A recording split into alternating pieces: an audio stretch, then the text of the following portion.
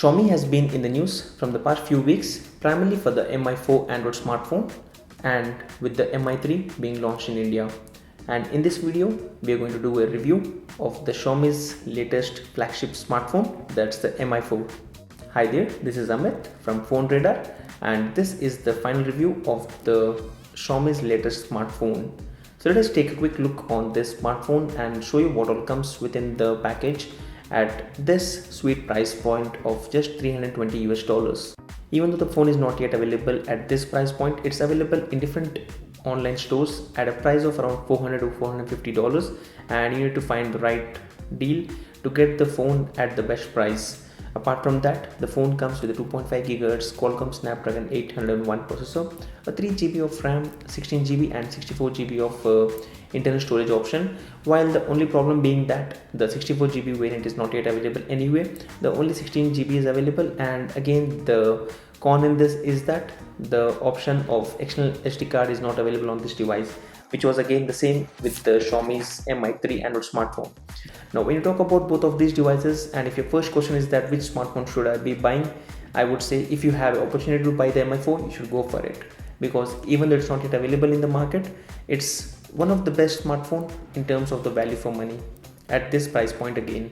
Now both of these smartphones have the same 5-inch display, but if you look into the form factor, you can clearly see that the Mi3 has a bigger body, which may not be very comfortable to anyone, and if you place them side to side, you can clearly see that the length and the width of this device is actually bigger, and that's thanks to the large bezel on the Mi3, which makes it look as a bigger smartphone even though it isn't a bigger smartphone. The Mi4 comes with a 5 inches IPS LCD display, giving you a very good experience with a full HD display, and along with that it comes with a very good hardware and a 3 GB RAM, which gives you the best performance, and that's thanks to the MIUI, which again has some bugs and some issues according to us, which we have been experiencing with the Mi3 and also on the Mi4. First off, if you buy the device from China, you don't get the Google services, that's the Google Play Store, the Gmail or any other related services, and further you need to go through the process which I just mentioned here on this video to find out how you could install a Google Play Store or a Gmail application on this device. It's very simple, but again it's kind of confusing that a smartphone which comes with the Google's Android OS doesn't even support Google based services right out of the box, which is kind of crazy, and that's because Xiaomi is trying to push their own account, that's Mi. There's an application called Mi through which it seeds the themes and different applications, and that's the whole target, to push their own products rather than pushing the Google's based services. Now talking about the hardware, apart from the processor, the device comes with the same 30 megapixel camera, which offers with better captures, and also it supports a 8 megapixel camera on the front, which is very interesting. We tried to make a video, you can check out the video on the link in the description area below to find out the front video capture. Not very impressive, I would say, in terms of the 8 megapixel sensor, but it came out to be decent. While when you talk about the 30 megapixel camera samples which you are seeing right now, you can see that there is a lot of noise, and the pictures taken in low light areas were not up to the mark. When I say not up to the mark, yes, because we are comparing this smartphone with all the different flagships like the Sony Xperia Z2, the Samsung Galaxy S5 or the HTC One M8. And when you talk about the low light captures, the HTC One M8 is the best camera, followed by the Xperia Z2 and the Galaxy S5. While this has one of the worst cameras in low light, but it makes a decent job in the normal daylight, and it gives you very good captures in those moments. Apart from that, when you talk about the design of this smartphone, it clearly gives you impression that it's an iPhone. Yes, you show it to someone by just hiding the Mi logo on the front, it clearly resembles an iPhone, and that would be the biggest bummer, I would say, because people would not want to have a iPhone knockoff in their hands, even though it comes from a well decently known brand like Xiaomi, which is right now the top 5th brand all over the world, I guess. And along with that, who would want a iPhone knockoff at a price which is almost close to the actual iPhone in the terms of the looks, which is similar to the iPhone 4S. So overall, when you talk about the design, It does come with a steel rim on the sides and has a very classic look, while on the back it doesn't resemble like an iPhone, but again it resembles something else. Yes, you guessed it right, it's a Samsung. If you place a Samsung Galaxy S5 or the S4 next to it, you may feel that the camera placement and everything looks like a Samsung smartphone, while on the front it looks like an iPhone. So in terms of design, I won't say we would be giving it the top rating, but I would say it would be rated around 3 to 3.5 out of 5. Next, talking about the battery, we got pretty decent battery while we played a few videos on this device. It ended up around 6 to 7 hours of video playback, and we couldn't test the 4G because it is not yet available in our area at least. And overall, the battery gives you a very good experience, and it goes on at least for the whole day. Apart from that, when you talk about the gaming, the device was able to handle any kind of games which we played. We played MC4, we played the Riptide 2, Asphalt 8. I played for at least a few hours in the last 2 weeks, and we had a great experience. Only one thing, which is the speaker, which is one of the major issues for me on this device. When you played a few music files like the one which you're listening to right now,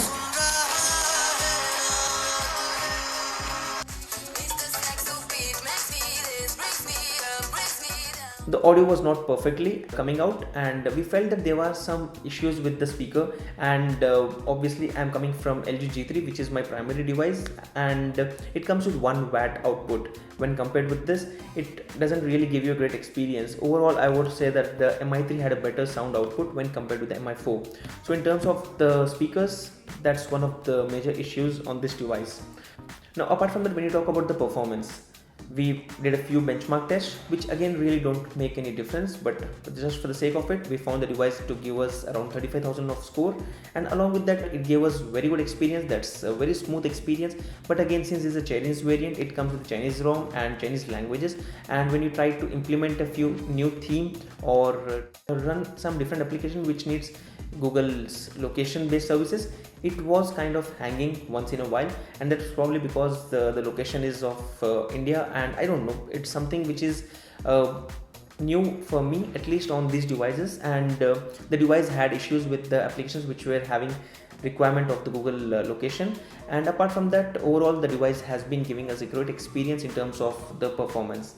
No issues. And when you talk about the heating, it does heat up a little bit, as you can check out our gaming video to know more about the same. Talking about other functions, the device doesn't support NFC, which is something very important to know, because I was expecting NFC since it comes on most of the flagship smartphones, but according to Xiaomi, only 1% of their users were actually using NFC, and that's the reason they have removed it. Now, talking about other aspects, we found that the device was able to connect to the USB on the go, that's any drive, and we could expand internal storage by storing the files on the USB drive and connect it right away. And another important point to make a note is that the device comes pre-rooted, which is very important to know, because most of the other OEMs don't really offer a device which is pre-rooted, and Xiaomi is quite open with that, and that is very important to make a note of. You just have to go to the permissions and give access to the root application. You can just do the root checker test, and you can find that the device comes pre-rooted, so you don't have to worry, and you can install or remove the pre-installed applications right away from your device itself. Apart from it, when you talk about the most important useful features, the device comes with very interesting features, like the one wherein you can just long press on the home button and the flashlight turns on this device, which is pretty interesting, at least in terms of the features. Like, you also have a feature where you just long press on the messages section, which converts any message into a private section. Also, you can access the themes application, wherein you get access to not just change the themes, but also you get access to a big list of options like the lock screen customization, home screen, notifications, fonts, and the best part is that you can also change the boot animation. Yes, you get a big list of different boot animations. Select one and you're ready to go. Install a new boot animation on your smartphone. So that's the kind of customization the Xiaomi Mi4 offers you with. So now the final question is, will you be recommended to buy the Xiaomi Mi4 or not? Let me talk in terms of pros and cons. First, yes, at this price, that's $320, this is one of the best smartphones in terms of the build, in terms of the look, the features, and the complete performance which it offers with. And apart from that, the 30 megapixel camera, which is also pretty good, and the best part is the looks. At least in my opinion, it offers you with a better look when compared with the Xiaomi Mi3, which really looked like a cheap build quality smartphone, while the steel rim on this device offers you with a better build and very beautiful look. Now when you talk about the important cons, the first one is the MIUI. It's quite laggy, at times when you install different applications, or when you use Google location based services, or when you install a different theme on this phone. And the most important con of this smartphone is the non-availability of the Xiaomi smartphones. I received a lot of feedback from different users on Twitter and on our YouTube comment section, when people have been asking us where could they buy one of these devices, and they end up buying these from different websites like eBay or OLX or different websites like Craigslist, and they end up paying a premium amount over the actual official price. It's really sad to see that Xiaomi has been doing these kind of sales, and they should be actually offering us a better ETA on when they would be having the X number of units available, rather than running a flash sales. And right now the most important news in India at least is that Xiaomi has already discontinued the Mi3 sales in India, because they would be pushing the Redmi 1S followed by the Note, and following which they would be pushing the Mi4 in India. So that is kind of crazy, because you try to get the product through the official partner, that's Flipkart, and it goes out within a second or two, and you don't get this device even after you are very much interested about purchasing it. And that's the most important concern, at least for me, with Xiaomi. And that's something which the brand should be fixing. Rather than having some flash sales, they should be having some pre-registration or pre-booking option, wherein you just make the payment in advance and get a final waitlisted date for the product's availability. So this was the final review of the Xiaomi's latest flagship smartphone, that's the Mi4. And if you have any queries, as usual, post your comments below in the comment section, and don't forget to add a thumbs up and stay subscribed to PhoneRadar for more. Thank you.